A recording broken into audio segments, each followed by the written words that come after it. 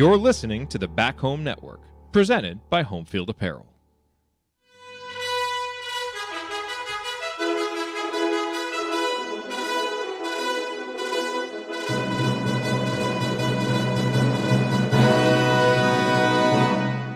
And welcome, Hoosier fans, to this week's edition of Assembly Call Radio, where each week we discuss the most important topics in the world of Indiana basketball. This is our 284th edition of Assembly Call Radio and our 934th episode overall of the Assembly Call, recorded on the evening of March 30th, 2023. I'm your host, Andy Bottoms. And let's begin this edition of the Assembly Call how we begin every edition of the Assembly Call, and that is with our Hoosier Proud banner moment.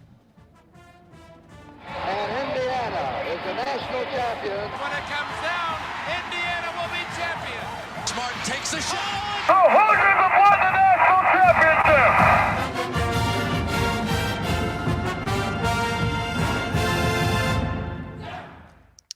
Well, I know we always have the Keith Smart shot in there, but fitting today on the 36-year anniversary of that national championship, a national championship that 8-year-old me would not have assumed was the last one I would have seen by this point in my life, but here we are. With that being said, a couple things I wanted to mention in the banner moment this week. One is a bit of a somber note.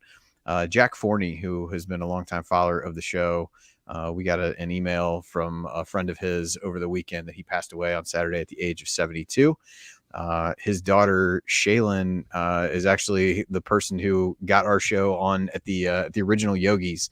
And so she had gotten the folks there to put it on after the games. And I know we had to talk with Jack a number of times when we were in town for the for our meetups or whatever else. I think it was Jared and I and my wife had lunch with him at Upland, one of the very first ones that we had, and just an awesome guy, awesome Hoosier fan, and met his longtime wife at IU. So what could be more Hoosier than that, I think. And so certainly our thoughts go out to his family, and may he rest in peace.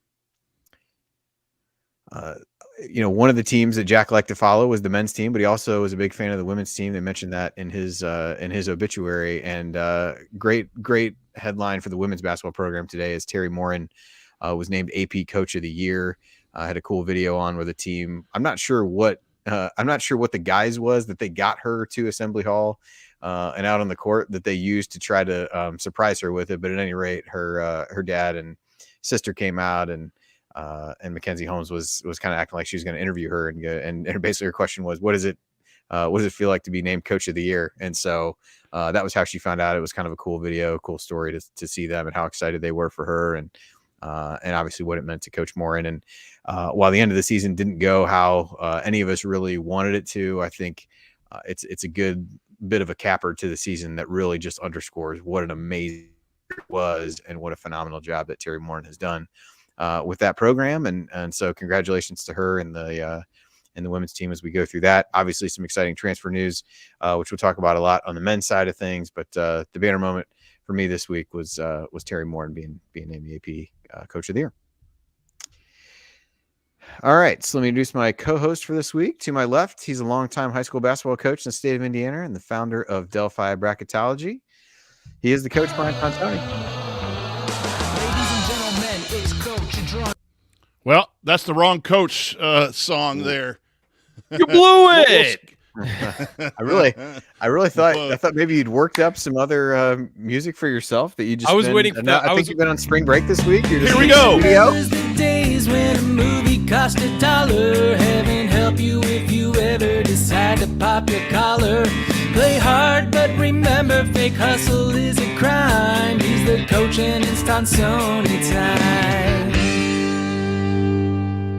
All right, Coach. It's Tonsoni time. Apparently, Tony Adrani time. It's any time you want it to be when you're running the soundboard. I was ready for like a WWE moment where Tony walked in from behind him and hit him with a chair or something. Yeah. Absolutely. We should have set that up. Man, it's not a assembly radio call radio without me messing up the soundboard. That's what you get for having an old guy run the soundboard. Just an interesting time for athletics. Congratulations to Coach Terry Morin. Well deserved. How about the softball ladies have won several in a row, including sweeping Purdue, and the Indiana baseball team has found their way back into postseason projections as a 3 seed in the tournament. They're 18-7, I believe. I just witnessed 4 straight wins in Bloomington over the weekend and Tuesday night. They're a fun group to watch. Coach Mercer has them going in. And then the thing we're all here to talk about is the transfer portal with the news of Payton Sparks and a lot of rumors flying around of other people. It's an exciting time. You wish Indiana basketball was still playing, but now we have a roster to build, and I look forward to talking about that with all of you. All right, and to my right, we have the senior writer for the Big Lead, President Emeritus of the Race Thompson Fan Club. Weird to say President Emeritus. I know, man. In That's that, tough. in that case now. And the world's most underemployed shot doctor. Analyzing players, finding every wrinkle. He hasn't ever hosted, never lifted a finger. He's got all the Well, let me answers. quickly add just one thing about this. Dude just interrupted his own jingle.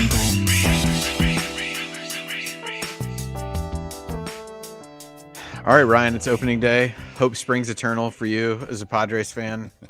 My Forgive hope me as a if Reds it's- fan have been dashed immediately. Hey, you got Will Myers. You got my buddy Will Myers, though. Right? Yeah. Reds. I walked downstairs for the Reds. First 3 batters had reached base. I'm like, maybe this is going to be different. Next guy hits into a double play. Yeah, So pretty classic. what are you going to do? Anyway, As somebody Ryan. who it's somebody. It who knows wasn't a lot Will of- Myers that hit the double play. Oh yeah, we love Will around here. When they won the NLDS over the Dodgers last year, everybody was partying in the bars here, and Will went bar to bar to bar, buying everybody in each bar a drink. So we love Will Myers around here. I think that the topic that I want to hit is unrealized potential, and I think that you look at the guys who have transferred out of Indiana, and Logan Duncombe, 4-star, Tamar Bates, 4/5-star, Jordan Geronimo, he was the high school player of the year in New Hampshire and had all this upside. And I think what it brings into focus is that recruiting is important. Development is just as important, and developing players, and a lot of that development is on the players themselves to get in the gym, to get in the lab, get better, work on their faults. It's also on the coaching staff and the program to bring them along. Now, Geronimo was here under the previous administration, didn't really turn into the guy. They always wanted to sort of make him like kind of a super athletic stretch 4-ish, maybe play on the perimeter guy. Never found consistency with his ball handling or shooting. Tamar Bates, I love this kid's upside and I love his personality and attitude, but he never found consistency. Logan Duncombe, we're going to talk about him between segments 1 and 2, what happened there. But I think that we just as fans have to realize that recruiting and landing the recruit is not the end of the journey.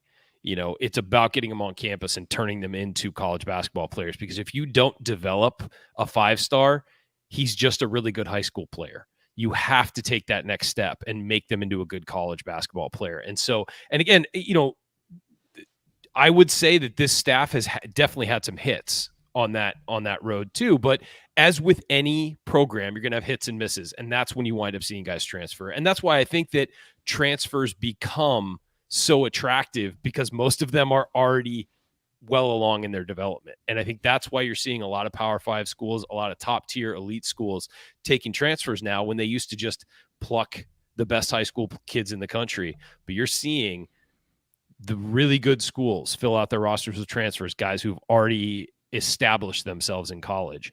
And I think that's the reason why, because you never know how that development is going to go. You see a guy like Jalen Hood-Schifino got better all season.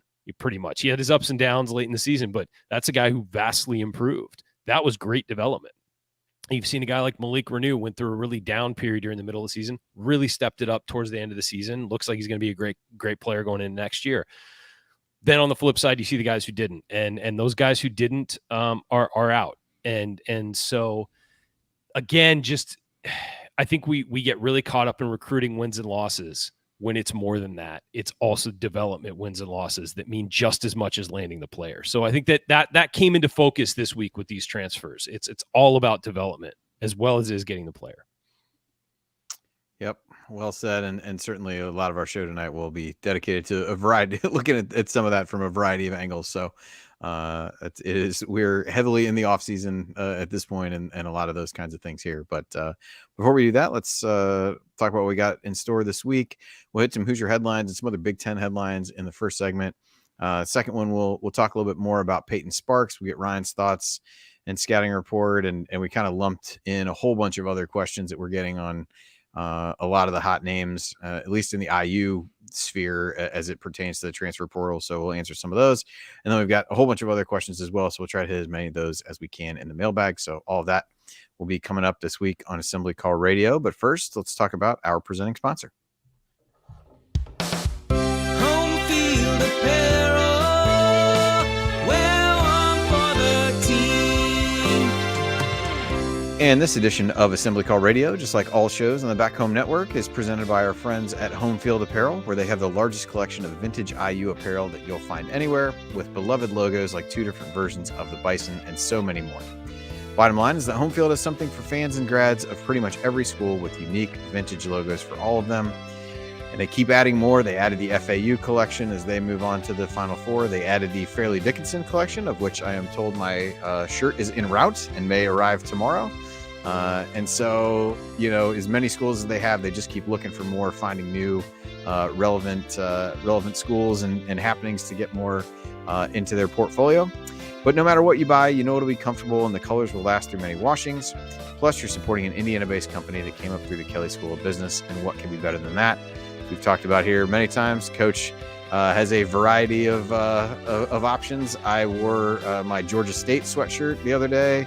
Always a good conversation piece when you have random schools, and I feel like I probably have more random schools than mainstream schools, but all comfortable, excited to throw that on every time that I can. So go to homefieldapparel.com, use our promo code HOME to get 15% off your entire first order. Again, that's promo code HOME for 15% off. And once again, that website is homefieldapparel.com. Wear one for the team. All right, gents. So who's your headlines? Transfer news. Ryan alluded to these. So Tamar Bates, Logan Duncombe, Jordan Geronimo, all leaving the IU program at this point. I think with any of those, especially with Tamar, I think a change of it might be one of those cases where a change of scenery is a good thing. In For that all case. three. Yeah, I think you can make the argument for all of them. I know Tamar just had some, up and down moments, would show some flashes of what got everybody so excited about him. But I think, felt some of that pressure to be able, be the guy and step into some of those situations. And I think maybe a fresh start someplace else might be a good thing for him. And as you said, probably a good thing for all three. IU conducted a Zoom meeting with Caden Shedrick of Virginia today. We have some other questions about him. They've also had meetings with Battle, Timberlake, Ludlam. Caleb Love's name has popped up a whole bunch lately. So IU just involved with a number of guys, which I think is exactly what you would expect at this point in the process. And like I said, we've got a whole bunch more questions about those guys, so I won't throw it to you guys for any specific thoughts on those at the moment. Around the Big Ten, list is probably outdated as soon as it's done. But you've got at Illinois, you got Coleman Hawkins testing the NBA draft waters, Jaden Epps transferring, which was kind of surprising. I felt like he had really shown some great development over the course of the season, worked his way into a bigger role. So I was a little bit surprised by that one. Filing under things I was not surprised by: Jet Howard going pro, Bryce Sensabaugh going to the NBA, Cliff Omarui going to the NBA. So a few guys going to the pro ranks. And then coaching news, Penn State hired their Mike Shrewsbury replacement. Mike Rhodes comes in from VCU, kind of along that line of the, I think it went Shaka Smart to Will Wade to Mike Rhodes at VCU. So be interested to see what kind of style, if he brings that similar style to Happy Valley, or if he does something else. I think regardless, it's going to be quite a departure from what the fans there got accustomed to with Micah Shrewsbury in those 2 short years. But Coach, any of those Big Ten headlines really stand out to you as you think about what the league might look like next year, or even potentially any that we didn't mention in that rundown? Because like I said, that stuff gets outdated pretty quickly these days. Yeah, I think the Coleman Hawkins test in the NBA draft, I thought he was well thought of going into this year, and I didn't think he had a super great year. I think Yeah, he's up got and maybe down. the athletic ability, but he was up and down. I'm not sure where that's going to end up. And Coach Underwood's struggling to keep guards. You know, he's had guards come in and out of that program, and that's why they weren't better than what they were this year, and Epps is an example of one of those. But man, Howard and Sensabalk it was just unbelievable, better than I thought. I thought he was going to be good, but boy, he can flat out play, and I think he's got an NBA body, whether he's quick enough or not. But I think the pros will find a spot for them. And you know, it's just interesting. No one really knows with the transfer portal what the conference or what the Indiana roster is going to be. You know, we talked about it in the emergency pod about having some patience. This doesn't happen just immediately. It does happen fast. It is speed dating, but having some patience till the roster is complete. I think you got to look at the league that way too. And then you just really don't know how some of these, you know, transfers come in. They turn out what you expect, and some come in and they don't end up, you know, producing as thought, or an injury in the case of the Michigan Llewellyn kid at Michigan. So it's just an interesting time, and the college landscape has changed so much from just going to the Peach Jam and watching your recruits coming in and getting the occasional transfer who will have to sit out for a year. It's just total, free agency. And so for those of us who are a little bit older, it's hard to deal with, but it allows Indiana to rebuild faster. And ultimately that makes this guy happy. So just going to be interesting to see all the pieces and how they move and how the coaches adjust going forward. Yeah, and Ryan, before I throw it to you to go back to the first guy that Coach mentioned, the Coleman Hawkins thing is interesting. I think a lot of athletic talent, intriguing size and skill set. I thought the biggest thing that he struggled with this year was just decision making, shot selection, those kinds of things. Would make just absolute wow plays, and then just make you really scratch your head one moment to the next. So, be interested to see. You know, there's a lot of upside to like for the NBA with a guy like that. And you wonder a little bit in his scenario, is that who he is? And he's not going to be able to kind of turn around some of the perception of the negative things about him going out. So you just go ahead and do it. Be interested to see as you look at guys testing the waters. But Ryan, thoughts on him or any other Big Ten movement this week? Yeah, I think a couple times this year, Andy, you and I texted back and forth, just like the gulf between talent and performance is wider for Coleman Hawkins than anybody in the nation. And that's, you know, it's not that he's awful. It's that he's very highly talented and skilled, or at least, you know, has the potential to be that skilled. I mean, that poster he put on TJD this year is something I still think about. Like, I mean, it was just an insane move, and you just didn't see enough of that. But he can stretch the floor. He's quick enough to drive. He can post up if he needs to. He's a very talented young man. I think the testing the NBA draft, I think he's going to go to the combine and just see what people say. And, you know, maybe he shows up and has a great week, and he gets a, you know, high second round, late first round promise and goes. He seems like the kind of guy that a contender could stash on the bench and maybe a little G League for a year or two, develop him in their system, and then bring him on and have him be a talented guy. But the other thing is, when guys do struggle with their decision making like that, coming back for another year and putting more bad film together can actually kill your draft stock, as opposed to, and you think about it as like, well, you could build, but also scouts get to pick you apart more. And that's why someone like Jalen Hood-Schifino, while I would love for Jalen to come back to Indiana and play another season, he should not, because everybody already likes him. You come back, there's only one direction you can go, and that's down. And then there's also a new wave of guys who are only going to have 1 year of tape, where you're going to have two, and they're going to focus in on those bad games, not the good ones. So the longer you stay, the more you can get picked apart. And so I think with a guy like Hawkins, who clearly has an NBA body, NBA level skills, he just hasn't put it all together. If he can leave now and just get out, I think that's probably the smart thing to do. If you can, in the NBA, if you're liked and can get in and get developed, where you're working 24 hours a day with your NBA team or the G League, you know, the question is, can you get that late first round? Can you get some money? Get the guaranteed contract. Yeah. Do you get the right amount of money? But it's actually kind of better to get ready for the NBA game to be in that NBA type development system, I think, for those guys on that fringe. But I don't know that he's even that, to be honest. It could be he goes to the combine and they're just like, you're not ready, or he could just, if he has a great run in the 5-on-5 portion, because he's going to test well. If he has good run in the 5-on-5 portions and the head-to-head stuff, it could be the kind of thing where one team falls in love with his ability. That's all you need. All you need is one of those teams to be like, we want him. And that's kind of what Trace was hoping for last year, is that some team would watch him and say, we think we can turn this guy into an NBA player. And so there's no downside for these guys who have a chance at the NBA. They might as well go into the combine and trying it out. Yeah. Yeah. You show up, shoot the ball well, and who knows? Who knows what can happen? Yeah. One other quick thing, just for those looking for content to consume, really enjoyed the Miller Kopp interview with Derek Elston and Christian Watford on their show. I thought he, it was only about a half hour or so, but just kind of insightful as to what his couple years at IU looked like. Gave some good insight into the program and into Woodson and some of those things. Just find him to be a pretty engaging guy. Just seems like a good dude. So for those looking for something to listen to on a walk as the weather gets nicer, we definitely encourage you to check that out. But all right, coming up on Assembly Call Radio, we are going to talk about IU's newest commitment in Payton Sparks. No, Coach and Jared got on a bit yesterday. I think it was yesterday, and talked about him as well as our friend Evan Wilson. So, but we'll let Ryan go in a little bit more depth and talk about that, and then we'll hit some of the other transfer names to know. That's all next here on the Assembly Call. Stick with us.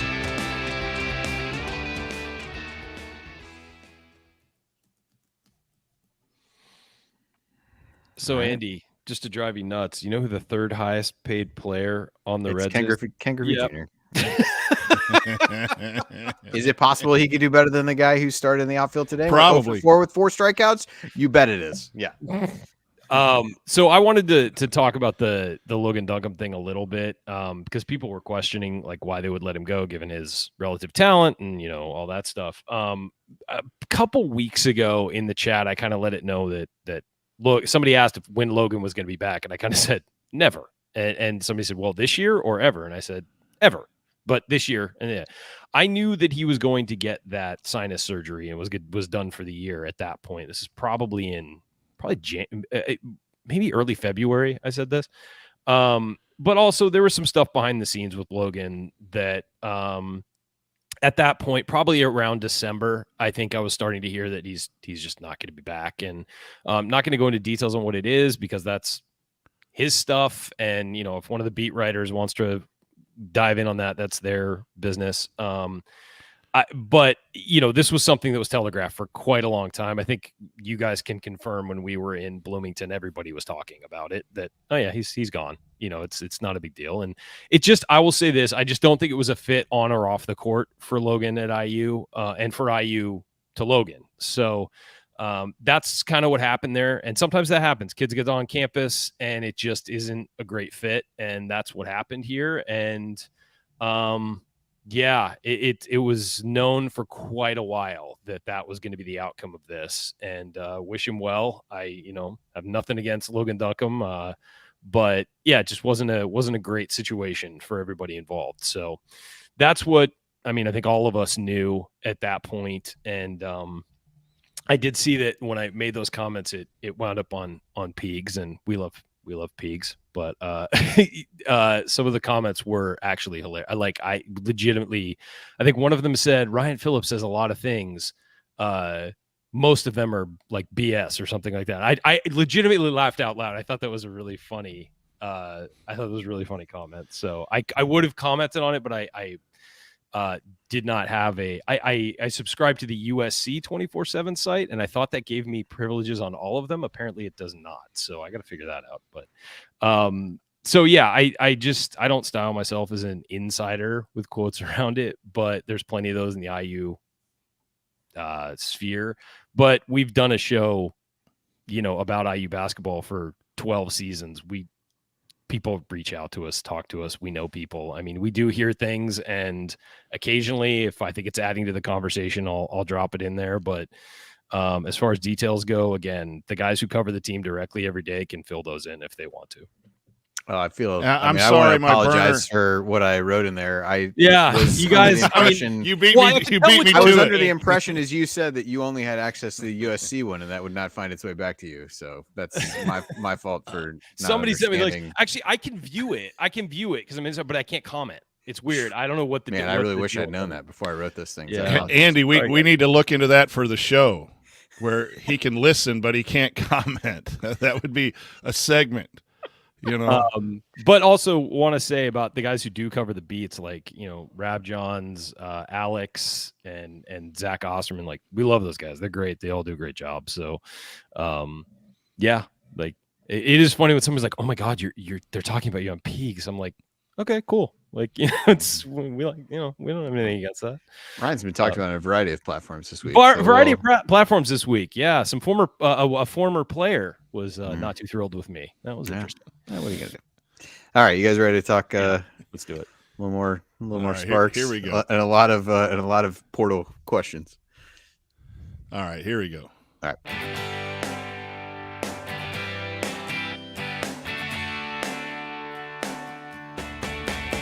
This is Jordan Halls, and I never miss a shot or an episode of the Assembly Call. All right, welcome back to the Assembly Call. I'm Andy Bottoms here with Ryan Phillips and the coach Brian Tonsoni, and wanted to dedicate this segment to a new Hoosier and a number of potential new Hoosiers, I guess you could say. So let's talk Payton Sparks first. Coach, like I said, you and Jared were on. We had our MAC correspondent Evan Wilson from Akron on yesterday, who did a good job giving people kind of his impressions of Payton from having played against him in the conference. But Ryan, I mean, what are your initial thoughts and impressions of Payton Sparks and kind of how he fits into what IU does? Obviously, that part is a bit of a difficult question to answer without seeing the full roster. Yeah. But what do you think he really brings to the table for this team? Well, I think that it's clear to everyone he's coming in to come off the bench. He's not going to be your Trace Jackson Davis replacement. He's not going to be a starter.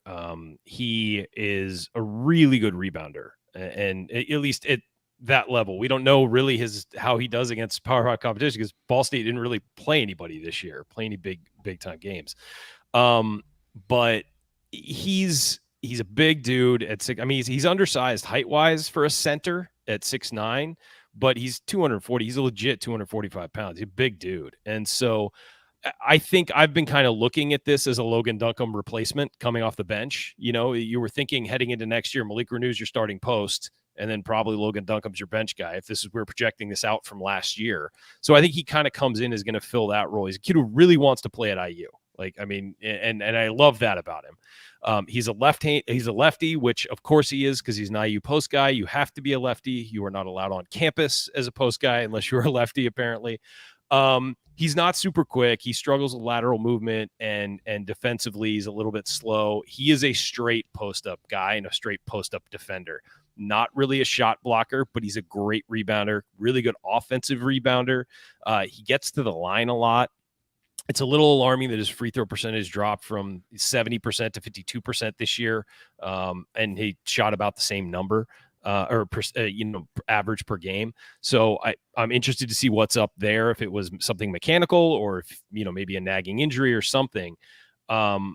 He put up good numbers this year for his conference, but he's not going to do that in the Big Ten. I think what's interesting is the way he was used was a lot of ball screen, kind of like Indiana would use Trace Jackson Davis. The difference is he's not as fluid or as quick as Trace Jackson Davis. So I think this is going to be ball screen and then just roll every single time straight in a straight line, as opposed to getting it high post and, moving with a dribble or anything like that. His field goal percentage did go up this year as well. So again, he's takes all of his shots from inside and is pretty good at making them. And he's got some size. And I think that if you're looking at him strictly as a deep backup, not deep backup, but like your eighth man coming off the bench to absorb some fouls, draw some fouls, get some quick points in the paint, he's got experience and he's big. and that'll work in the Big Ten. So again, if you're looking at this as strictly a bench signing, he's not the kind of big man that Mike Woodson has intimated that he would like, a guy who can go out on the floor, handle the ball, do things like that, more of a modern big man. He is not that, but he's a kid who really wants to be at IU. I am told they have informed him straight up of what his role is. Like, hey, you earn your way into the starting lineup if you can, but you're coming to be this, a backup. And he has accepted that and is willing to play just to get the chance to play at IU. So we'll see how he does. We'll see how he develops, this offseason. That'll be big, and see if, being in the strength program can get him a little bit quicker, can unlock a little more athleticism. But yeah, I think he profiles as a solid backup straight center. He's not going to be a guy who's stretching the floor or moving out, handling the ball out top like a Race Thompson did this year or anything like that. He is going to be a straight back to the basket player, and defensively, he's not going to be guarding guards on the perimeter. And if he is, Indiana's in trouble. Yeah. So question, I'll throw this to you first, Coach. Just I like to think of these things in somewhat simple terms. So I'm going to ask a couple of questions. So the first one is, what do you think he's going to struggle with the most as he moves up in competition from a conference standpoint, or things he might struggle in that IU wants to do schematically? So what are, an area or two, Coach, that you think will be an adjustment for him moving up? I think defensively away from the basket, a lot of that is asked in the Big Ten, with whether it's your ball screen coverages. So Coach Woodson's going to develop what coverages does he want to execute. He was able to switch a lot last year because of the athleticism of Race and Trace. I don't know that Payton can do that as of yet. So there's going to be some adjustments possibly there. That you always wonder. I do think he'll be able to get fouled and get some shots up because of the way he uses his body, his thickness. He hits I really like the way he hits the chest of the defender, and that creates a little separation for him to get his shot off. And he needs to do that because he's not a Trace Jackson Davis that we're used to skying above people or going around people. He's got to kind of go through people. And if you have that knack, I think that translates, even though you might play against some taller guys in the Big Ten. But maybe that would be an issue that, he scored 13.5 points in the MAC. I don't know that point production is there, probably because of minutes, but also who he's going up against. But the nice thing about that is I don't know that he'll get double teamed much, and I think he has some ability. Evan said he needs to work on his footwork and going to his right hand, but I saw video of him going. He's not afraid to go to that right hand. So those are some things that obviously at this level to be successful. I think rebounding you can translates really well because it's heart and mind and knocking someone away from the basket and then going and getting. I think that's not going to be the negative. I think it's going to be defensively outside of the post. As needed in the Big Ten would be my major concern. Yeah, Ryan, thoughts on maybe what some of his biggest challenges are going to be adjusting? Yeah, I think it is. I think Coach nailed it. It's the defense on the perimeter. I think you're right, Coach. I don't think he'll face double teams in the post because hopefully Indiana has a couple shot makers around him that makes it easier as well. But if you can get away with him being on the floor defensively for 10, 15, 17 minutes a game over the course of the year, you're probably happy with it. But teams are going to put him in a lot of switches to get, a smaller guard or a scoring guard on him. And so Indiana's going to have to fight through that. And they're not going to be able to switch off him. And it's going to leave guys open if you do that off a ball screen. So ball screen coverage is going to be a big problem. I think that he's going to have to play drop coverage as Coach and I talked about, earlier. I think that he's going to have to play drop coverage and go below the screens. And that's going to leave Indiana vulnerable. That said, if you feel like the payoff of having 5 extra big body fouls and some scoring ability and some rebounding ability in the post is worth that trade-off, then he's a good pickup. I mean, again, it's strengthening the bench. That's what this is. And Indiana at the end of the year was going 7 deep, and they need to be 8, 9, 10 deep, where you don't have to use all 10, but you can if you need to. And so where you saw, it was funny. You wouldn't see Caleb Banks for like 4 games, and then he'd come in and play 10 minutes. You're like, where'd that come from? I mean, you have to have the ability to have those guys who can actually help out, especially, at the end of the season. You see guys get worn down. I think that basketball is moving, especially college basketball is moving to a situation where for most of the year, you're playing more players. Now, you might narrow it down in a tournament setting, but most of the year, you're starting to see teams play more players because they play a lot more games than they used to. And you're playing 40-minute games now where there's no relaxation on either end of the ball. The games are more up tempo, all of that. So I just think that we have to continue to alter our mindset of how many minutes each guy should be playing. It's a different game than it was 10 years ago. It's a different game than it was 20 years ago. Ryan, you mentioned something, what did Banks do so well that got him some time? He played that energy role, Yep. Getting offensive rebounds, tips, diving on the floor. Well, this kid has a passion. Evan from Akron, passion. Then I read articles about coaches talking about his passion. That's an underrated skill coming off the bench. It's what I provided the assembly call. You get off to a slow start and you bring someone in there that's, running around and knocking people down and getting rebounds or offensive rebounds. That's an ability too that can be a strength that overcomes some of the issues out on the floor defensively or the undersized height-wise that a lot of people may be looking at. You can't underestimate what that is. That's why we like Trey Galloway coming off the bench. Some of your bench guys have to be those high-energy guys to fill in and to pick up the starting unit if there's time struggling. I think this guy's going to be someone that Indiana fans are going to like in that role.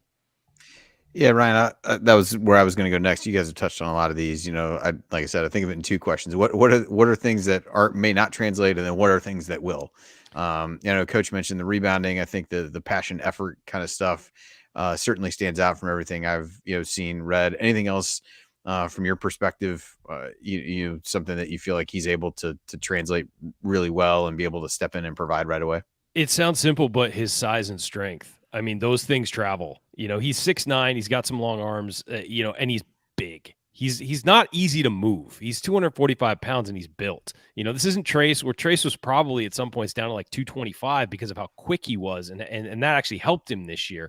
But he's a solid 245, and that's tough to move. And so you're going to get him hanging on, opposing post players and wearing them down. I think that's the one thing that travels. As far as skills go, he's a pretty good finisher. And again, against more skilled defenders, maybe that doesn't translate. You never really know until you put a guy up against top tier defenders or offensive players how they're going to play. And again, Ball State didn't really play anybody this year, so that you could 1-to-1 give a matchup to a team Indiana would play or something. So, but I do think his finishing ability, and as Coach mentioned, the rebounding and effort are things that he'll bring that'll travel anywhere, and you can put those in a suitcase and take them anywhere in the country. So, positives there. And here's the other thing: he'll be a guy that's that size, bothering Malik Renew in practice. So that's putting him up against a bigger guy, not a whole lot bigger, but bigger size wise. And I think that'll be good for Malik, especially a veteran guy. He's 2 years as a starter, basically. So, one intangible thing comes from Winchester, Indiana, the home of Wix Pies. I will tell you that my grandpa, a fine connoisseur of all desserts, loved Wix Pies, and we'd make the drive up from we'd make the drive up from Richmond to Winchester and grab some pie. He was. It was not a dessert that man would turn down, but he loved some Wix pies. So anyway, all right. So let's talk about other names in the transfer portal. I've seen Caleb Love's name mentioned in the chat. His name was featured prominently among some of the questions, and so seems like there's some mutual interest there, at least based on what people have said. I thought Jonathan framed this up well. This is we've had some conversation about this on text today, so we might rehash some things from that perspective. But he said, obviously, we'll spin any commitment into the brightest possible outlook, or at least Jared will. That parenthetical part was mine, not anybody else's. After all, we're actual fans, not radio hosts, clinging on to their careers. Shots fired at someone certainly there. What do you think of the mutual interest between IU and Caleb Love? Maybe do it debate style. Ryan takes a negative spin. Shocking. Coach takes a positive, and I take the reasonable middle ground. So lots been talked about with Caleb Love. Coach, I'll let you go first. Make the case, I guess, for bringing in Caleb Love based on kind of his to put it in bracketology terms, his full body of work, if you will, over the course of his career. Talent, very talented player in the portal, and you need talent to compete in the tournament. We saw the fact that you need guards, and you need dudes, and he is a guy that when he's playing well can fill it up. We already know he's a shot taker from watching him this year. There's a lot of he's not afraid to take shots. So the thing is, a lot of us see that North Carolina was the number one team, didn't make the tournament. We heard a lot about some selfishness and stuff like that. And we really don't know what went on. Obviously, when you see Davis and Baycott coming back and then Love leaving, you kind of jump to the conclusion that Love was part of the problem there and the volume of shots. But the guy can play. The guy has an NBA-type game. I'm not saying he's going to make the NBA, but you don't find that an awful lot. You know that he's capable of playing in the NCAA tournament and playing at a high level. And if you're trying to bridge the gap between now and when the 24 and 25 classes come in where you feel like you've got some leeway or you've done some work and you have him for a year, you bring a guy in like that. And Coach Woodson from the NBA may have the recipe to talk and have a conversation with the young man, Kenya Hunter, Coach Ya, and try to be a voice of reason. I thought they did that with X, who came with some baggage from Pittsburgh with technical fouls. And throughout that first year that X had, X finished the year playing fantastic. So, I think some of the strengths of Coach Woodson is he's an honest, straightforward guy. We just heard it with what Payton Sparks was told. You're coming in and you got to work for your minutes. I think Coach Woodson saying, I'm here to help Indiana win. I think you can help us win, but you're going to have to do it the way that we do it here if you want to come here. I really believe that Coach Woodson has that ability. I think he's an honest dude with his players. I think players respect that. And if that can be the difference in clearing up whatever the issues were, if there were issues, I think that's going to be a good thing. All right, so Ryan, I know this is really going to test your acting chops here, but try to take the negative side of this. Why might this not be a good idea? I think it's a great no. Look, I question the fit to some degree, especially if you're bringing Xavier Johnson back, because Love is a guy who needs the ball in his hands the way he plays. So for Love to be successful at Indiana, he would need to completely change his game. He's not going to be a shot hunter where he can just dribble the ball for 15 seconds, find a shot, and chuck it. I mean, the problem with Love this year was he took a lot of bad shots. He would just basically hold on to the ball and then fire something up late shot clock. He finished shooting 37.8% from the field.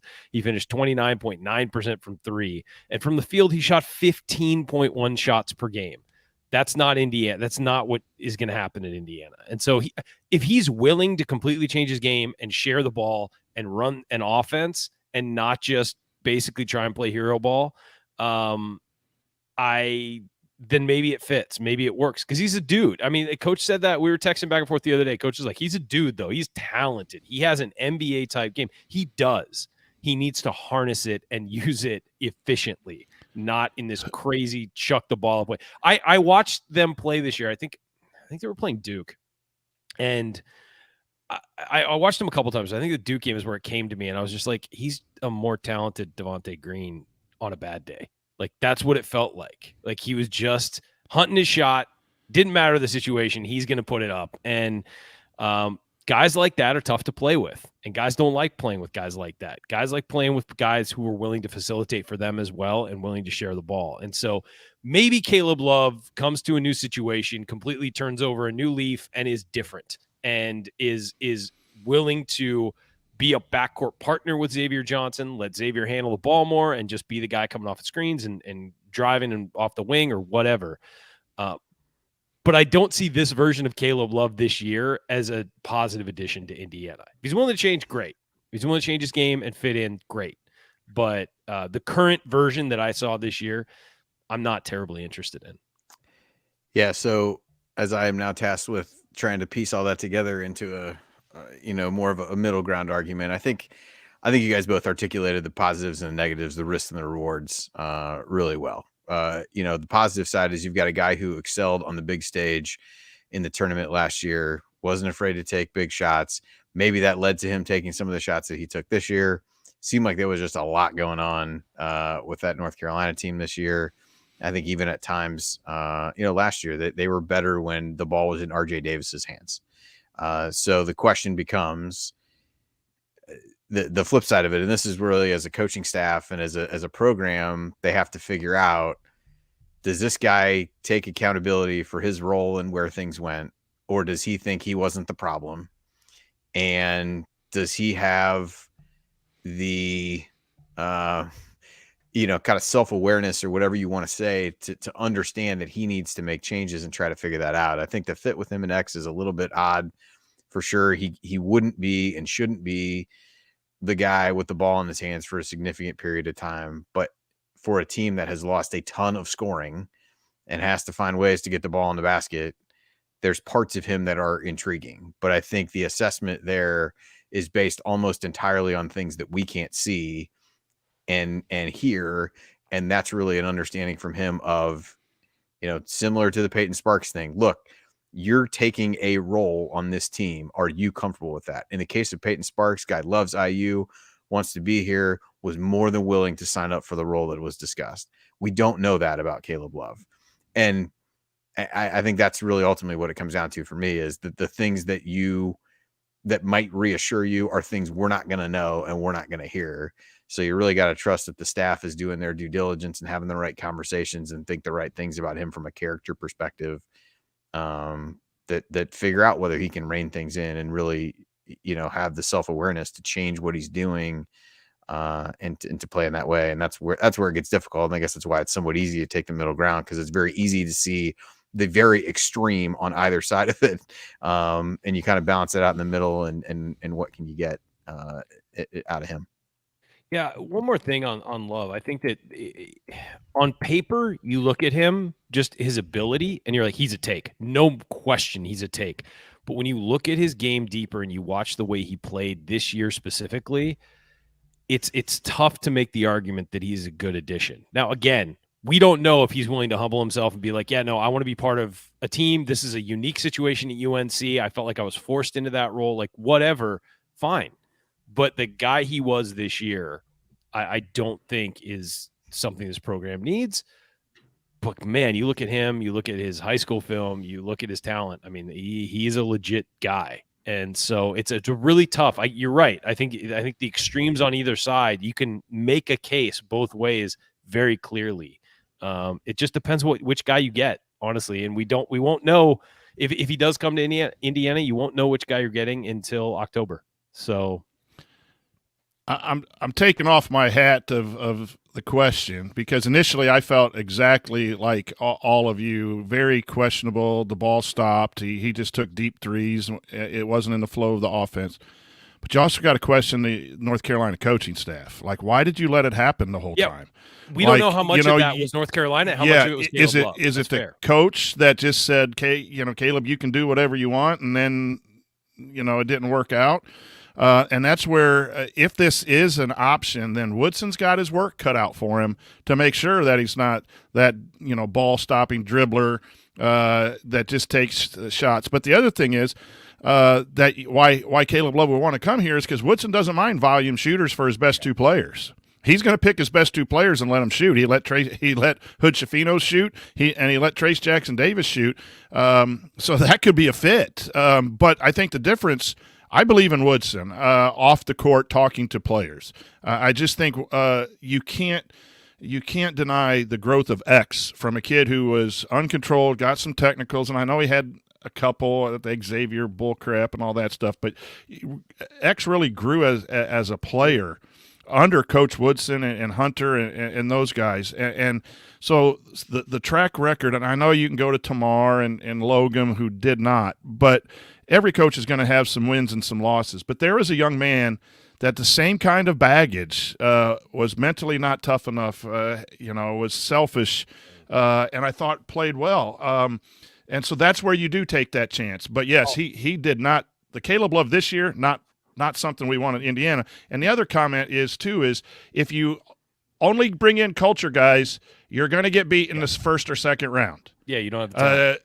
You got to have dudes, and sometimes you got to take that flip of the coin. Like, is this dude going to come in and buy into what Coach Woodson's selling, or is he going to come in and dribble for 20 seconds and launch a 27-footer and kill the whole vibe? You've got to take the risk at some point with talented guys because we didn't have enough of them in this year's tournament. No. So I'm kind of coming around to it a little bit, but I was like you guys, very questionable. One thing to remember is you remember how great X was at the end of his first year at IU. But you'll also remember that for 3/4 of that season, he was driving us crazy. Now, that's the risky run, bringing in a guy like that and trying to bring him. Now, he did develop under Woodson. There's no question. He actually started out this year kind of up and down too, and we were kind of like, was that just a good run, or is it, but at least he was bringing on defense. He felt like he was just working to fit in with Chifino and all that. But it did take a while. It wasn't an overnight transformation for X. And so if Caleb Love does come, I don't expect it to be clean right away. I expect it to take some time. So, yeah, I think you can make the argument either way pretty evenly, I think, and it's really going to depend on the player and the coaches. I mean, that's like everything. It's going to depend on what the player and the coaches do and how they position him to succeed best at Indiana. All right, so next question. This hits on a handful of the guys. So I'm assuming somebody's going to mention that one that we haven't talked about as much here. So Trevor sent in a question. Timberlake, Love, Battle, Shedrick, Ledlum. If you had your choice to bring in 2 of the 5, which 2 would it be? Coach? All of them. Don't we need 5 spots still? I mean, we need a roster. I think. Well, I don't think that's 6? realistic. So no, but we have 6 guys, right? Are 7? How many spots do we have open? I think right there's now? only like 4 left, right? Yeah, I think 5? there's 4 with Sparks. Well, with Geronimo leaving. Okay, No. so there's 4. All right. Well, for the purposes of this question, Coach, I'm going to need you to follow the directions. He asked for 2. 2 of 5. Who are your top 2? If you want to throw in who you'd rank 3rd, then I will allow you that leeway. I think with Sparks and Renew, I would be okay with them playing the 5. So that would keep me off the Shedrick guy because, I would say Timberlake and Ryan. Battle. Wait your turn. Timberlake and Battle. Timberlake to shoot. Battle. I've already said I would to shoot as well from the 4. That's hard because I think the Shedrick guy can play some defense. Would probably be in there. I think you need 2 posts and 2 wings out of the 4. So you had me pick one, and I the 4 would be Battle and Timberlake, but that's tough because you're going to have to go out and get another post player anyway. All right, Okay. Ryan, what about you? I would go with you had a visible reaction when Shedrick was mentioned, and that was the one that they had the Zoom call. It seems like there's a lot of smoke there, at least initially. I guess give your quick thoughts on him since he seems to be one of the guys that you want to talk about. Just to, I mean, they've been eyeing Shedrick for a while. I think that some people thought that he would be gone from Virginia months ago. Kenya has a connection there. I think that they've been eyeing him for a long time. He honestly on my list, probably number 1 because they have no rim protection next year. None. And I think that Malik Renew, they want to get him to the NBA. I think they're going to work all offseason on getting him in better shape and getting him out on the perimeter a little more. He can shoot a little bit. He hasn't gotten there yet, but you could see he wanted to take some threes. He wanted to stretch it a little bit. I don't know if they do 2 bigs or what. I don't know how they would run it, but I think that we need rim protection badly, especially in this conference. And so you need length. And the other thing about Shedrick is he can move. He can be out on the perimeter. He can run. He's a good finisher around the rim. He has the makings of a good shot, even though he's 6'11". Like, I think that he is a guy that's a game changer for IU. He's not a plotting back to the basket guy. He's a guy who can move around and do some things. I think he'd be great for Indiana. Second for me, I'm torn between Timberlake and Ledlum. Timberlake, obviously, you lose Miller Kopp, you need shooting. And Ledlum actually has a really nice shot. He just only shot 29% from 3. I don't know what the problem was there, but it doesn't look bad. But he's a scorer, and you're going to need a scorer too. If you don't get Love, Timberlake and Ledlum are hard for me to separate because you need both. You need a wing scorer, but you also need a shooter. So follow the directions. I had to follow the directions. I mean, you got Shedrick and one more. Everybody knew Ryan wasn't going to follow the directions. Let me say Ledlam. I'll say Ledlam. I like him. There we go. All four, like I said to start out. Get all four of them. I would say Shedrick and Ledlam. You've got some size there. You've got some length. I think Ledlam will be a better shooter next year. And I also, if this is the case, I'm banking on CJ Gunn shooting better next year. Trey Galloway's 3-point shooting carrying over, and Xavier Johnson being able to shoot as well. Banks can pop in a couple too. Yeah, I think he will. He will too. Banks and Gunn, we don't talk a lot now because all the new guys. Yeah, but they put in a good summer. You'll see some advancement in their game. I would agree. They're that length that can guard and be energy guys and score. So, well, CJ Gunn shot like 5% from 3 on the season, but he's got a really good shot. Like it's just, I think it's just not bashful. Typical freshman, just too pumped up, overshooting when they come in. That happens to a lot of guys. It's just, it happened a ridiculous level to CJ this year. I think he only made, one all year or something. So yeah, I agree. I think he and Banks can both shoot it. I think they will both develop. I don't think CJ is going to be Miller Kopp next year in mid 40s, but I think that it's going to be better. And I think that he'll develop into Ryan, is Ledlam a 3 or a 4? He's listed as a 4, but I think he's a 3. He's got some length. He's somewhere between 6'6" and 6'8". Yeah, that's the question. And again, he put up those numbers in the Ivy League. So there's going to be a drop off. But you've seen some Ivy League guys come to the Big Ten and play well. And so I don't know. I pencil him in as a 3, and you're right about the quickness. That's the question. The quickness and the shooting are the question. It really is. But he's a guy who innately knows how to score. Indiana doesn't have a lot of those guys. So, and hasn't had a lot of those guys for a while from the perimeter, from the wing. So I like him a lot. But Timberlake, man, I love Timberlake's shot. So you notice how none of us said Caleb Love. I didn't answer. You didn't answer. Yeah. I didn't know you were going to answer. I thought. I'm not going to, but I am going to answer. I'm not going to say Caleb Love, but I just wanted to have the opportunity. No, I like Shedrick. I think the rim protection piece is pretty big. I think he's I hate to say versatile defender, but I think he allows you to do a lot of things defensively. I think there were many times arguments were made this year that he needed to play more at Virginia, which may have led to his ultimate departure. They played Vanderplas a lot, the transfer from OU, who definitely was not the defender that Shedrick was. I think you look at it from a block percentage, 10.5 block percentage, albeit in somewhat limited role, good on the offensive glass and the defensive glass. And I think a guy you don't necessarily need to like run a whole bunch of stuff for, but a guy is mobile enough to play in pick and roll situations. So I would say him, and then I'd probably go with Timberlake just because of the shooting. I think you got real questions. You lost your 2 pure shooters. I mean, I'm not including Galloway in there because nobody would call his shot pure, but I mean, Banks or Bates and Kopp are your 2 best pure shooters, and they're both gone. So I mean, hope springs eternal this time of year, where everybody's going to think about all the great strides people can make in the offseason. I have no doubt that they will make some strides, but man, there's a void of shooting on this team.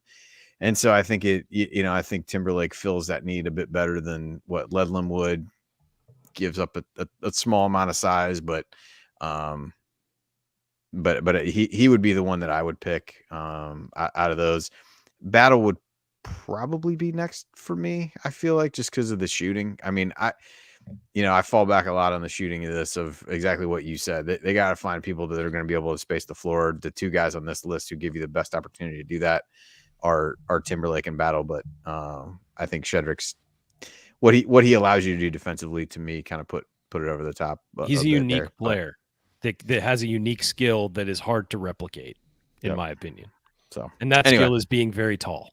Yeah.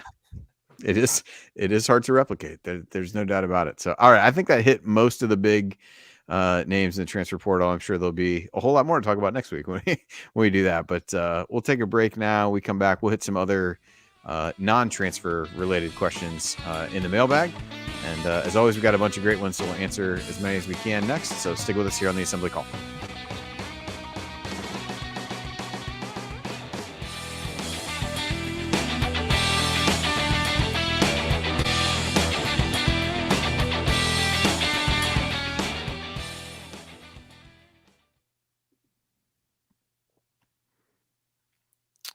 I'm sure there'll be 5 new names to talk about next week. But Xander and I know Bogaerts, they said they first hit as a Padre. reached out to the Girard kid from Yeah. Syracuse. I feel like that's a potential safety net if the waiver doesn't come through for X. That would be that's a what it point seemed like guard to me as well. option. But yeah. So someone's asking if X will get a waiver. We don't know. I mean, it's up to the NCAA. He meets the requirements because Indiana played 4 games in the postseason. He meets the requirements, but they can reject it. I mean, they have to have a compelling reason to reject it, I believe. But they usually, if it's guys who get hurt early in the season, they let it go. If it's guys who are hurt all season and then come back towards the end or something like that, and then like get hurt again towards the end, they look on that differently. But if they determine it was a season-ending injury, they're supposed to give it. And it did end his season. Whether they thought he could come back or not, it did end his season. So you would think so, and you would think it would be a pretty easy process. But you never know with the NCAA. I don't know if you guys have ever examined that. But the NCAA, not exactly consistent or that's jarring to hear. It's going to take me a minute to let that settle in. By the way, it's very funny. Is it a season-ending injury, or could they say that he could have come back? Therefore, it wasn't season injury. It has to be a season-ending injury, and you're right. They could say, well, he could have. So he's out there warming up and dunking at the last couple games. I know that doesn't mean that it's not. Yeah, I don't know if that he's been cleared or anything. But yeah, I don't know if that would count because guys can practice if they're still injured, and so that's why they have to fill out a form. They have to go. It's not that like they just say, hey, by the way, like he was, he's out. Like they have to go through a process. It's not automatic like a regular red shirt. So who knows? We'll see. By the way, it's really funny. The Padres were supposed to start their game today at like 3:00, and they just delayed it yesterday until 6 because of rain in San Diego. They started the game. It is pouring right now. Absolutely pouring in the middle of a baseball game in San Diego. Does it ever rain in San Diego? This year it has rained a lot, which is good. We were in the middle of a severe drought. All of California is getting rain. It's great. But from early December until now, it's pretty much been in the 50s and raining consistently. And I'm kind of tired of it. All right. Ryan, I always think you had a nice little dinner in Westfield, Indiana, at a relatively recent Italian restaurant. Had some bolognese last night. Good. And nice. How was glass of wine. It was good. Good meal. My son lives down there. I still have to explore some of the new Italian spots in Bloomington when I go in the future. I haven't been to Osteria yet. Yeah, I'm looking forward to it next time I go. I'm trying to stay a little bit longer and explore some of those restaurants. My parents love Uptown, so we always have to have dinner at Uptown while we're there. Mrs. Phillips Mama Phillips she's a huge fan. I was fortunate to have a pancake at the was it the Village Deli? Village Deli, yeah. Couldn't think of the name all of a sudden. The pancakes last Saturday. The size of you. It's like a manhole cover. Yeah. Worth it. Worth the calories. 100%. All right, let's finish this off. All right, I tried to put like maybe 5 or 6 toward the top, so I'll try to hit those. I drew a line that we can save some of the others for later, or stuff we may have already answered a little bit. So, all righty, here we go.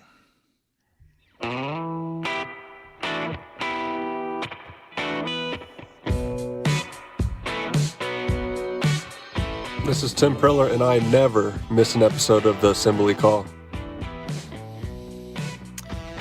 All right, welcome back to the Assembly Call. I'm Andy Bottoms here with Coach Brian Tonsoni and Ryan Phillips. It's now time for our mailbag. Most of these questions were submitted via our private IU basketball discussion community, which you can learn more about and join at assemblycall.com/community. All right, guys, so I tried to pare the list down a little bit. A lot of them, as we mentioned, were about the portal-related things, but we'll hit a few more here before we wrap up this evening. Question from Jeffrey. Do you see any other current players leaving? Ryan, I'll throw this one to you. No, I don't. I mean, the 3 that I thought would leave are gone. And I thought those would be the 3 that would go probably about 2 months ago. It seemed like that was that was the way things were going. I think Tamar was sort of a fence, could have gone either way at that point, but I thought Geronimo and Duncan would go. Current guys, I don't see anybody leaving. Yeah, it's hard to see anybody leaving at this point. I think they would have already been in because if you look at the guys who didn't play that have scholarships, it's Leo, who I think is a lifer in Bloomington, will stay, and then it's he's good in the locker room and all that stuff, and everybody likes him. Then it's Banks and Gunn, who both are really excited about their futures in Indiana. I think everybody's really excited about their futures in Indiana too. And so other than that, I don't see anybody who would go. And I mean, Malik's going to be a centerpiece next year. He knows it. I think that and Galloway is of course coming back. So yeah, I don't think anybody else is leaving. Yeah, that was my gut reaction to the question, but I figured we would tackle it. All right, Coach, I'll throw this one to you first from Alicia.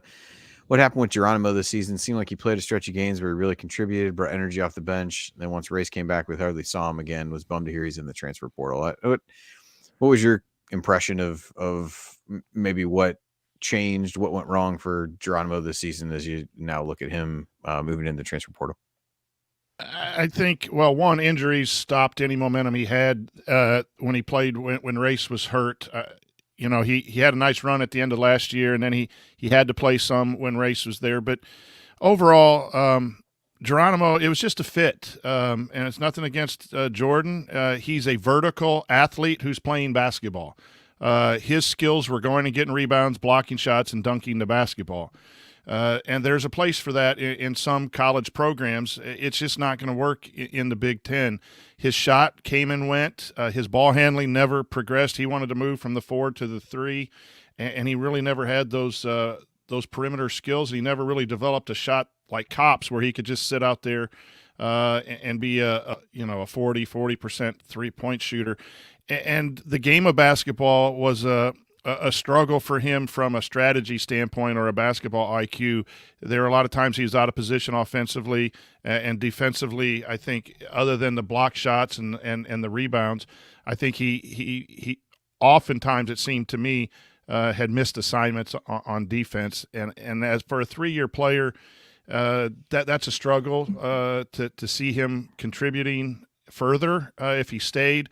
I think he can go play some college basketball at the right fit on the right coach and be productive in a role that better fits and a school and a size of school that better fits his basketball ability. And we wish him nothing but the best. But that's what I saw. A great young guy that was just a not a good fit for a Big Ten school with the aspirations that Indiana has. Yeah, Ryan, thoughts on Geronimo? Yeah, I just think he never took that next step. We were all waiting for him to be that we kept talking about, he's working on his shooting, he's working on being a jump shooter, all that stuff. And you'd see, I mean, his form was fine. He just overshot the ball a lot and didn't trust his eyes and his brain and tried to put too much into it. And you'd see that on the free throw line too. His first one was always long, and the second one was either perfect or short, just depending on how much he took off of it. So Jordan was a fun athlete to watch. I loved his personality, loved his attitude. He was just a pure energy guy. And he, him being around over the last 2 years won some games for Indiana, I think. And, but I just think that with what Woodson wants to do with his players on the perimeter, Jordan's not a back to the basket center, and he doesn't handle the ball well enough to be a stretch 4. He doesn't shoot it well enough to be a stretch 4 or a 3. I just think he's an awkward fit. I think that he could go somewhere like a Ball State or something like that, be the best athlete in his conference and make things happen.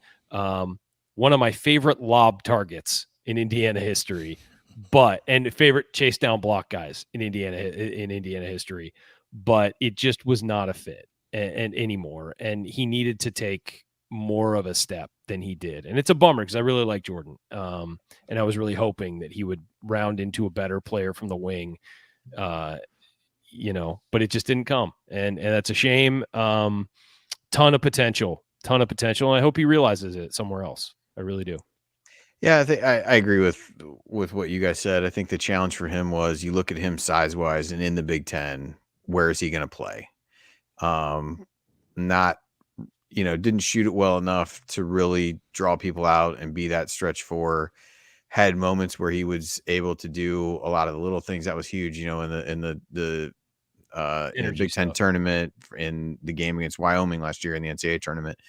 That was kind of like his peak from an IU perspective. And a lot of that was just making athletic hustle plays that were out there.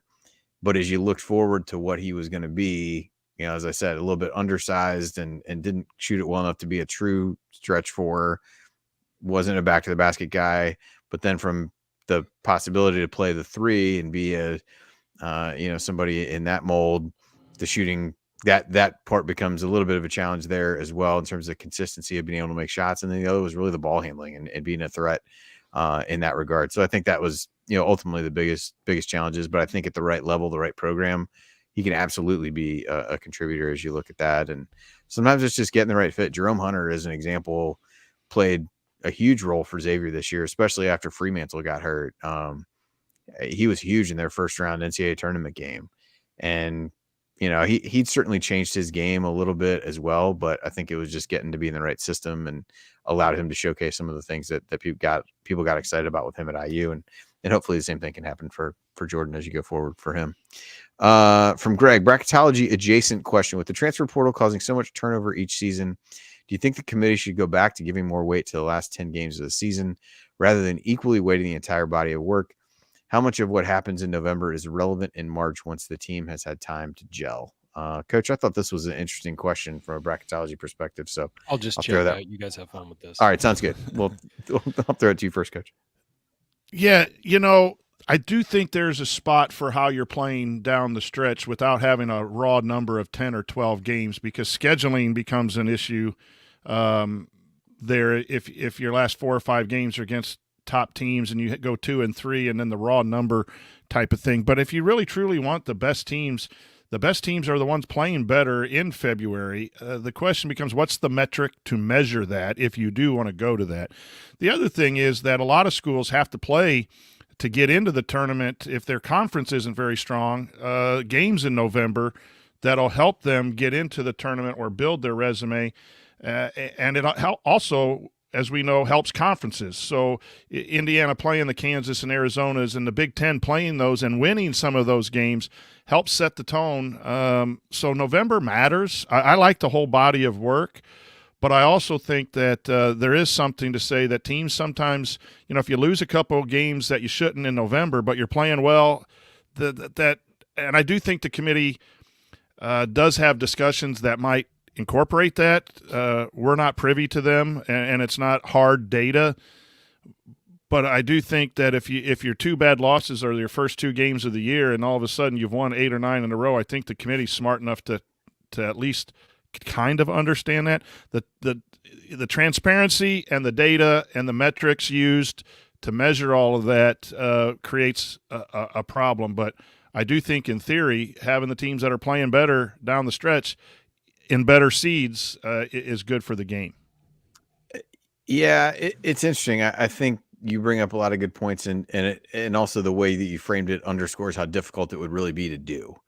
Right. Because you can't really dip your toe in, but at the same time, like, what metrics are you using to really say like that's important? Because it can't just be, oh, you were 8-2 in the last 10 games. Well, some of these leagues play an unbalanced schedule. Who did you play in that stretch? But then starting to get into like, oh, it's your record against this quadrant in these number of games or whatever. Like, it gets to be tricky. And at some point your sample size within each of those buckets gets a little bit small. But I do think you see teams at some time, like Texas A&M was probably the best example of that this year. Felt like they got penalized for a couple early losses from a seeding perspective. And yeah, those count, but they had a ton of new players and really like worked into form as they went on later in the season. And now by the same token, you could say, well, their seed was probably right because they lost to, 10 seed Penn State, in the first round of the NCAA tournament. They were no match for booty ball. What are you going to do? But you can't. But at the same token, I'd probably say Penn State was underseeded at that point. They were really playing well. They had new pieces. They're continuing to figure out how to integrate some of those things. So I do think there's validity in it, because I think sometimes teams get penalized for that and they get underseeded, and that doesn't really do anything for anybody either. when it all boils down to it. So I think the challenge becomes how to fairly integrate that into the process.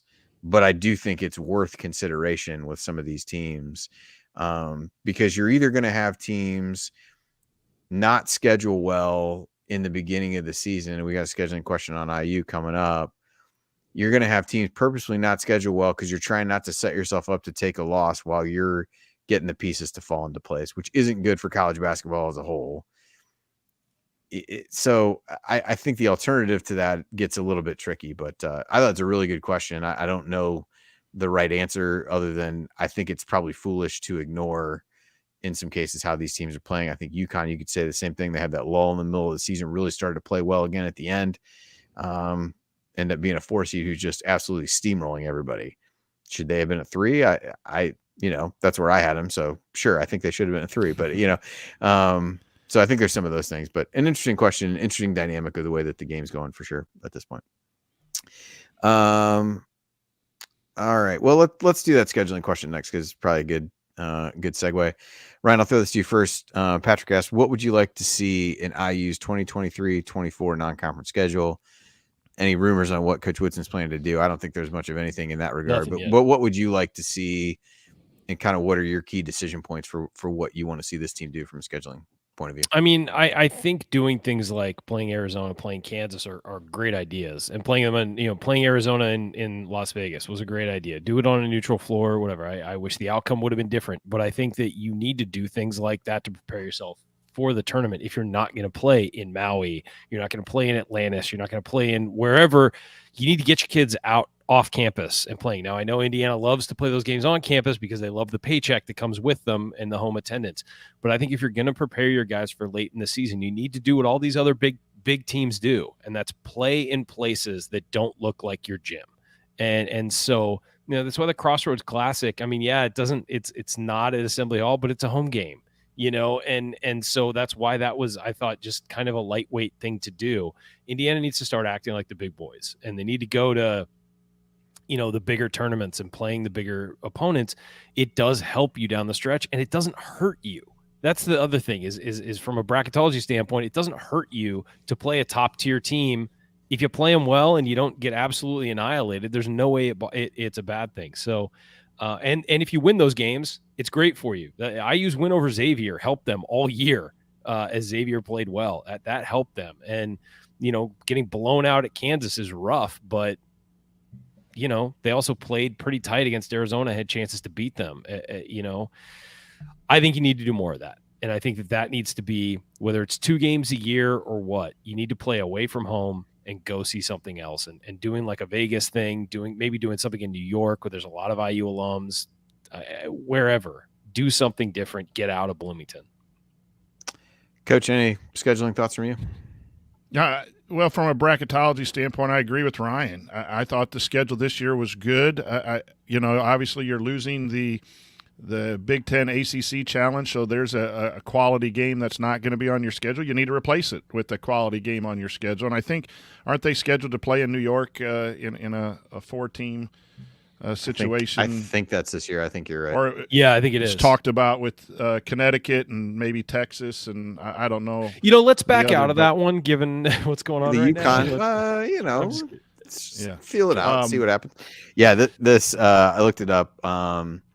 So the only things known, at least I'm looking at Inside the Hall for this, 2023 Empire Classic with UConn, Louisville, and Texas. Let's get Louisville. One of those is not like the other. Why don't you decide? Is that a tournament or just a 2 teams playing 2 back-to-back doubleheader? I think it might be a tournament, but I'm not 100% sure. Yeah, and then they play Kansas at IU, obviously, which will be a blast, man. Your tickets now, folks. I might get some blowback on this too, but schedule some of those mid-majors that are tough too. Bring Michael Lewis in. You need 5 or 6 games to get your stuff on film and get some wins and get people into Assembly Hall. But you don't have to play your tough teams, but also, get a Ball State, or something like that. I know it puts Indiana in a lose situation where, you win, you're supposed to win. If you lose, but I just think the overall strength of schedule was better this year. I'd like to see it stay this level or even get a little bit better moving forward.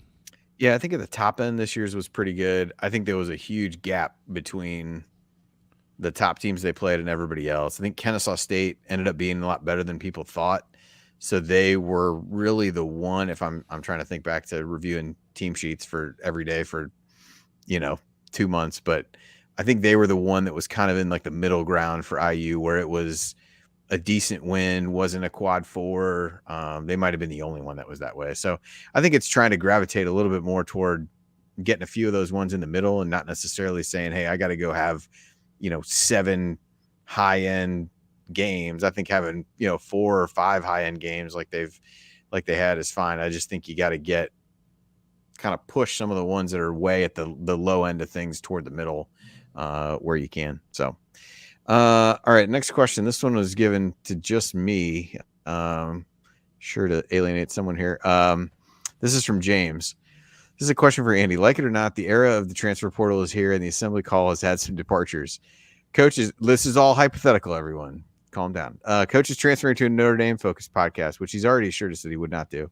Ryan is leaving for a program where he can talk more and do even less work, which I just thought was a fantastic line. And Coach Adrania is leaving. How is that possible? Yeah. We don't know. Golf. Yeah. And Coach Adrania is leaving to get more minutes elsewhere. After debating moving on to a pro career, Jared will be back as well. If you had to rebuild the Assembly Call podcast roster from scratch this offseason using hosts of other podcasts or media people in general, who would you choose? And you can't choose other members of the Back Home Network like Galen or Scott. Okay. Man, I will admit that I did not put a ton of thought into this. I'll give a couple answers. I got answer number 1. But go ahead. I know it's for you only. I'm sorry. Okay. I'll let you give your answer here in a minute. The one, if I look at people covering the team, we're getting, Jared and I were young. At this point, it's just Jared and I. We were young younger when we started this. We got to get more youthful. So I think Tyler Tashman just does a fantastic job in a lot of the stuff that he does. So is he good on the air? I've heard him on with Zach at times. I think you got to get reps just like anybody else. Yep. So I think you can, but he's been on with Alex and been on with us a time or two and been on with Zach after some games. So yeah. I'll do that. And then I'll actually go with one outside of the IU sphere that I know that Jared would really buy into, because again, we're all about, cohesion and team chemistry here. He loves Brendan Quinn. Yep. I too enjoy Brendan Quinn, and found out through an Eagles podcast I listened to that they had Brendan on, that he's also a big Eagles fan. So, a little bit for you Jared, just do that so you guys can hang out. He likes, yeah. I mean, maybe. Who's to say? So those were at least a couple like very different names. One not really from the IU sphere, one very clearly from the IU sphere that I would do. The other thing I would say is in starting to listen to some of the work that I mentioned earlier that Derek Elston and Christian Watford are doing. I know they had Jared on, and then they really stepped it up from a guest perspective right after that to get Miller Kopp on. So I think they obviously bring a very unique perspective. Even some of the stuff that they were talking about, like on today's show, when they said in 4 years they never saw Tom Crean shoot a basketball, I about fell out of my chair, which is kind of been rumored that everybody said, but yeah. I just found it fantastic that they're like, yeah, he would kind of pull it back over his head, but then would never actually shoot. So I think they certainly would add a different perspective to the show. So I'll give you guys, if you want to throw in a person or two that you would think of. I got 2 and I'm right. It's Mark I Titus. Got 2 and I'm right. Mark Great. Titus, and I would again Derek Elston. I think those are the 2. The Tipton Tornado and Mark Titus are the guys I'd want. I'm not sure we can afford Mark Titus, but that's a fine suggestion. It'd be a side gig for him. He's going to make so much at Barstool. It'd be a fun side gig where you get to talk about IU. But no, if you're picking anybody, I think Titus's passion for IU is so fun, considering he didn't go there, but just because of how he grew up there. And I think he's, we love Mark. So I'd say, Titus and the Tipton Tornado. Yeah. Coach, anybody about you? No, because I don't want, I'm recruiting them for the Notre Dame podcast. So sure. if I give out names, that hurts my negotiating, that's wise. Tactics. It's a wise move. All right. One more question, and we'll wrap things up tonight. From Chuck, how can a coach put together a new team with 7 to 9 new players and make them a cohesive, winning unit? Is that the $1 million question? The answer to the second question is that the $1 million question is 100% yes. But do it right. But coach, from a what do you think is most important in that scenario? You're bringing in a whole bunch of new guys. What are one or two things that you think are absolutely critical to being able to find a way to make that work? I think two things that Coach Woodson does best. I think he communicates the way he's feeling to his players and their roles, whether they like it or not. And I think he does hold them accountable. He's going to play the guys who are going to help him win and not play the guys who aren't producing in practice. And I think those are his strengths. And I think from his NBA experience, where roster turnover is a lot happens a lot, and you're bringing in guys and you have guys up and down injured and all of that kind of stuff.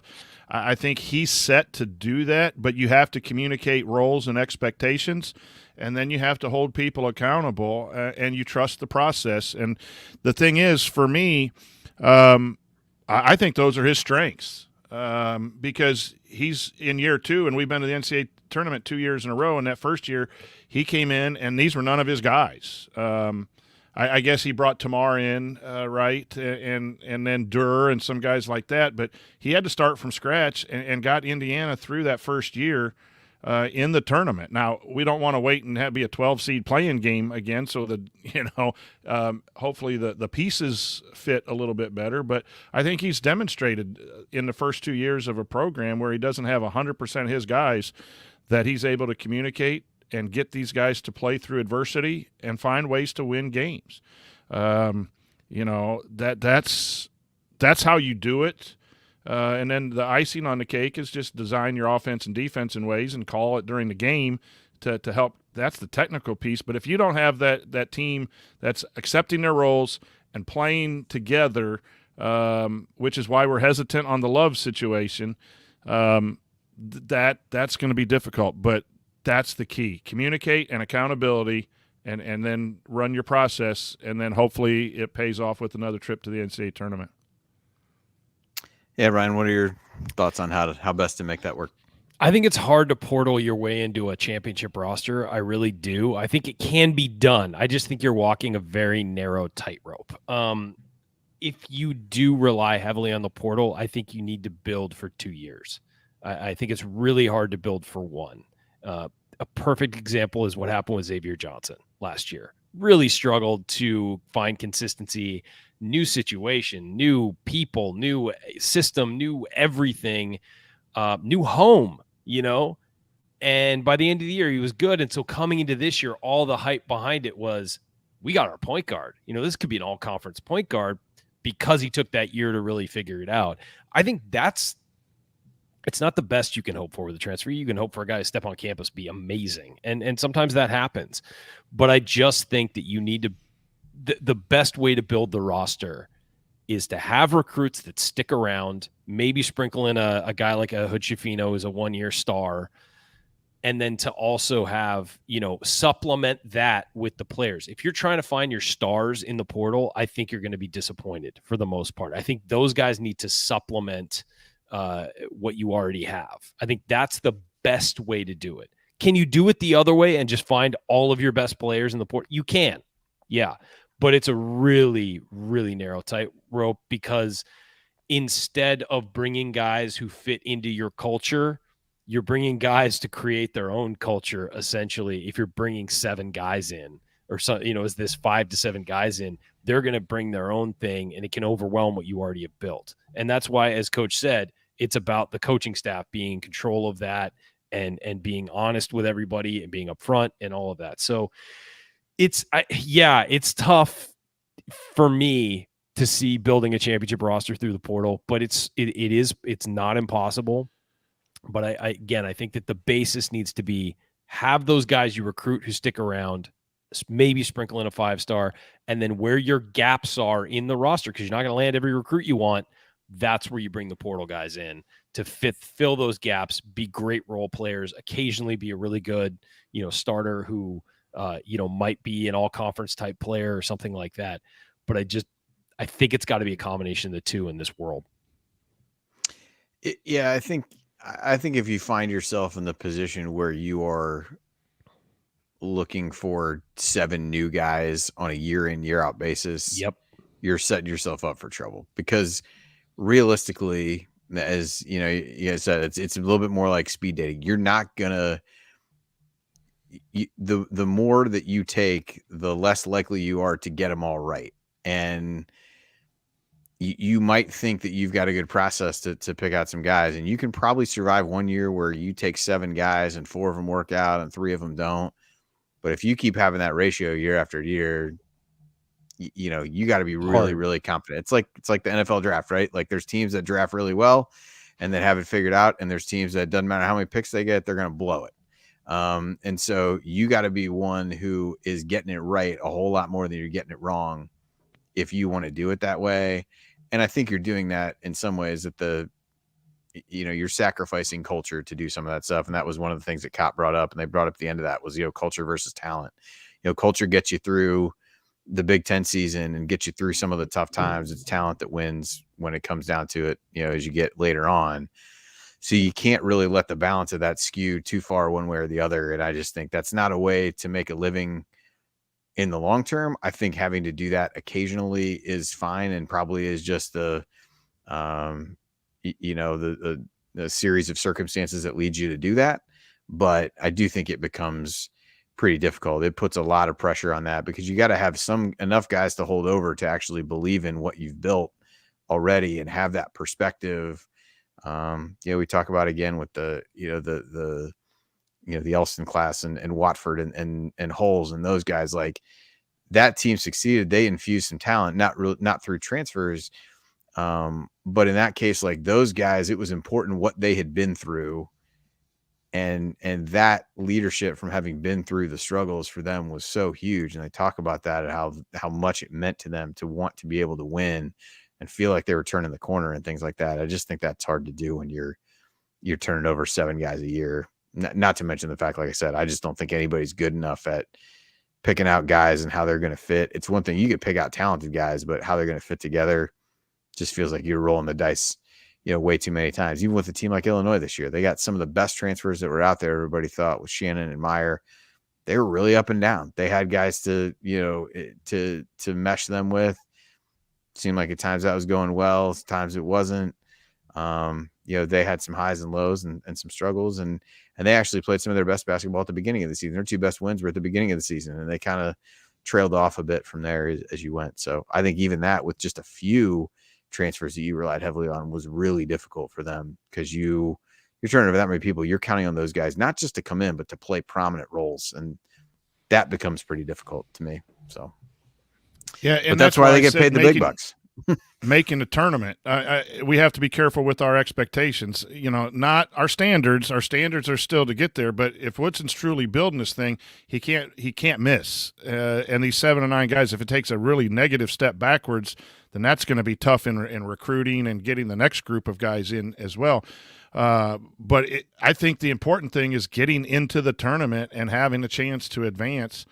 We've seen it happen before positively. I think Illinois got in the tournament, but they had some struggles. Kansas State, probably the best example of portal success. But I agree. I think to win a championship, you can't just bring in 7 to 9 guys, 7 guys, and expect it to be in the top 5 or top 10 of the NCAA next year. But you can be competitive, and you need to be competitive in order to keep this building going forward. All right. Well, that will do it for us on this week's episode of the Assembly Call. If you want to see us do the show live, you can join us at assemblycall.com on Thursday nights for the live broadcast of our Assembly Call radio recording. Thank you to Bob Thompson for producing our music, and thanks to John Ringer of Rig Design for designing our logos, and thank you for listening. We'll be back with you next Thursday unless there's other emergency pods to be had. But until then, take it from me, Yogi Ferrell. Keep your elbows in and your eyes on the rim. And go Hoosiers.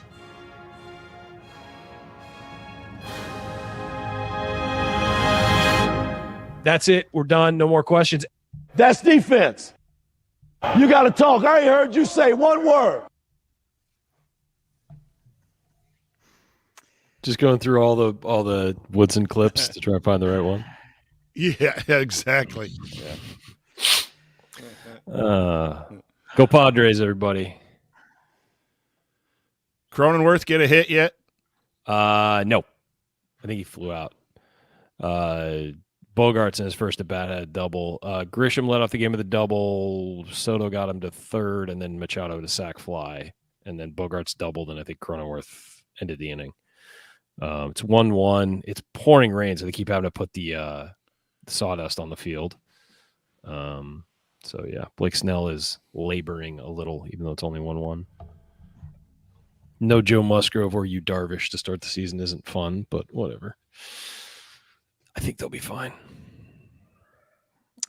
Well, they'll certainly be better than my team. So I say that with great certainty. That is fair. That is fair to say. They better be.